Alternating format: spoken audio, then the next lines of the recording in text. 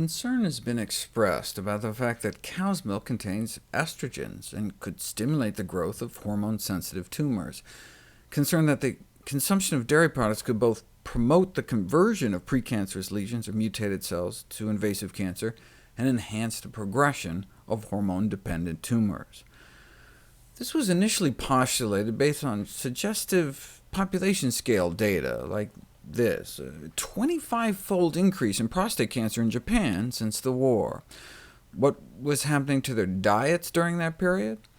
A 5, 10, 20-fold increase in eggs, meat, and dairy consumption, whereas the rest of their diet remained pretty stable. But diet wasn't the only major change in Japanese lifestyles over the latter half-century.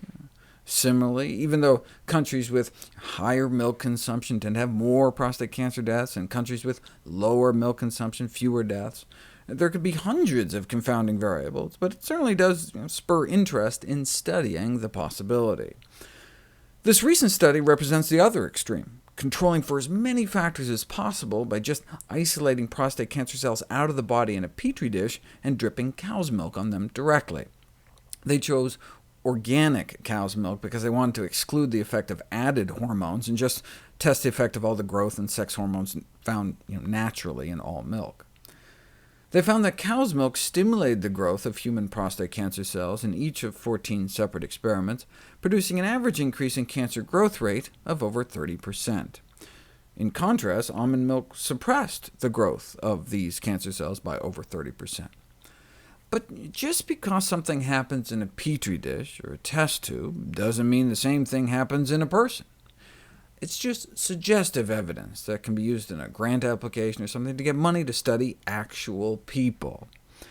There's kind of two main ways that's done: retrospective studies, looking back, where you take prostate cancer patients and figure out what they ate in the past, and prospective studies, looking forward, where you look at people's diets first and then follow them for a few years and see who gets cancer. The looking back kind are called case control studies, where they look at cases of cancer and compare their diets to controls. And the forward-looking kind are called cohort studies, because you're following a cohort of people forward. Then, if you want to get fancy, you can do a so-called meta-analysis, where you combine all the best studies done to date into one and see what the balance of available evidence shows. OK, so here we go.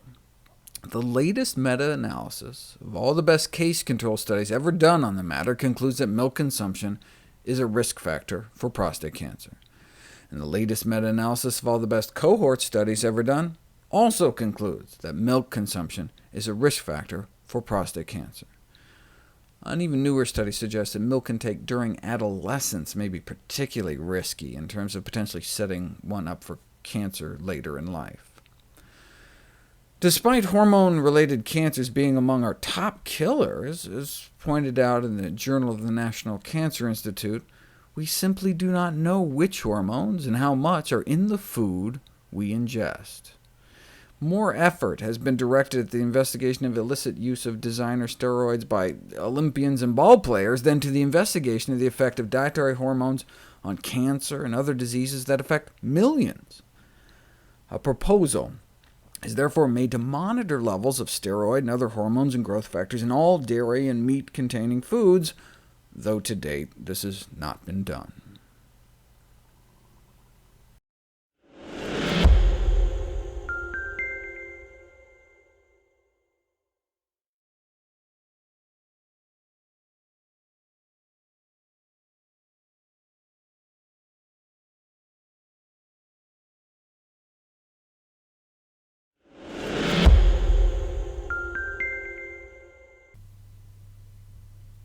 The American Egg Board is a promotional marketing board appointed by the U.S. government, whose mission is to increase demand for egg and egg products on behalf of U.S. egg producers.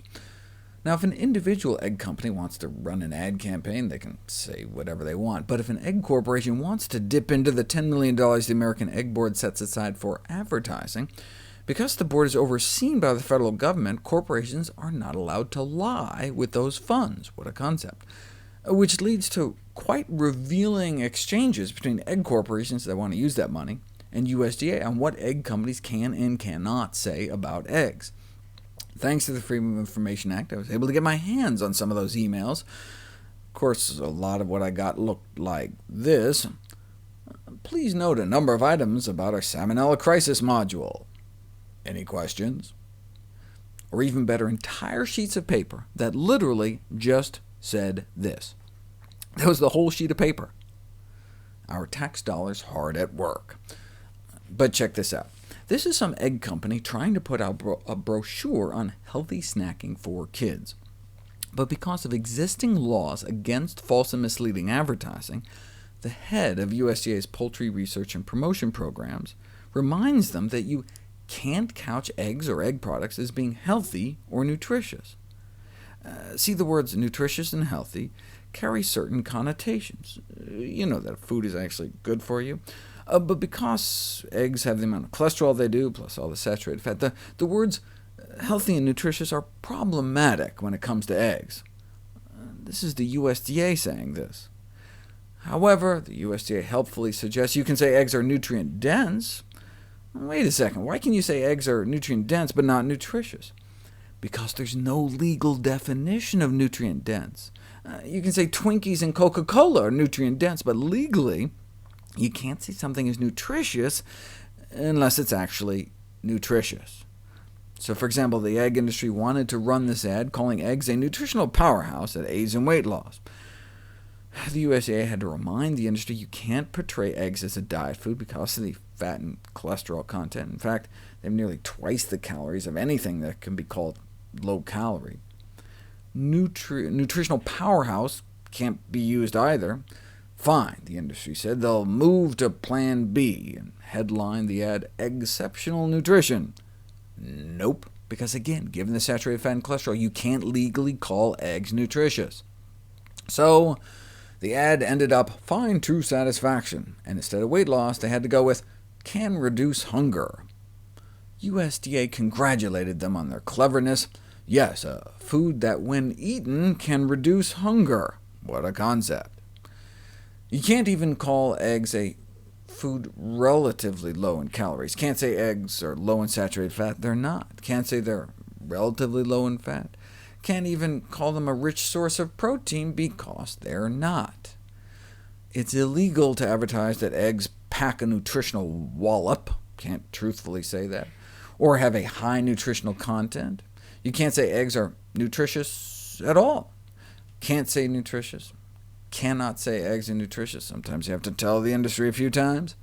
Eggs have so much cholesterol you can't even say they contribute nutritionally.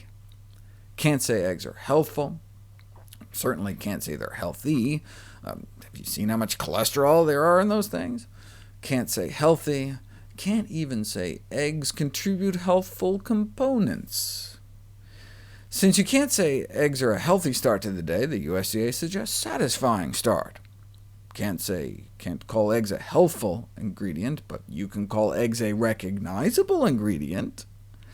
Can't truthfully say eggs are good for you, can't say they're good for you. By law, the egg industry needs to steer clear of words like healthy or nutritious. For food to be labeled healthy under FDA rules, it has to be low in saturated fat. Eggs fail that test, and less than 90 milligrams of cholesterol per serving. Even half an egg fails that criteria. For the same reason you can't tout ice cream for healthy bones, you can't say eggs are healthy, because they exceed the limit for cholesterol. Egg corporations aren't even allowed to say things like, eggs are an important part of a well-balanced, healthy diet on an egg carton, because it would be considered misleading, according to the USDA's National Egg Supervisor, since eggs contain significant amounts of fat and cholesterol, and therefore contribute to the leading killer in the United States, heart disease. The industry can't afford to tell the truth about eggs, or even the hens that lay them.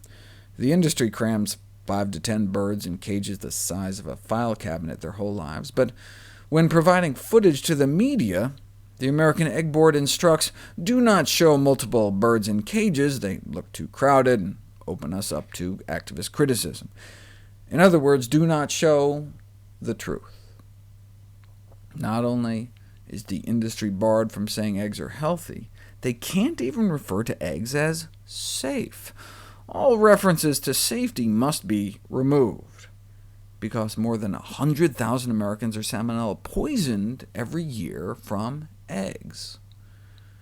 The Egg Board response to this egg-borne epidemic is that salmonella is a naturally occurring bacteria.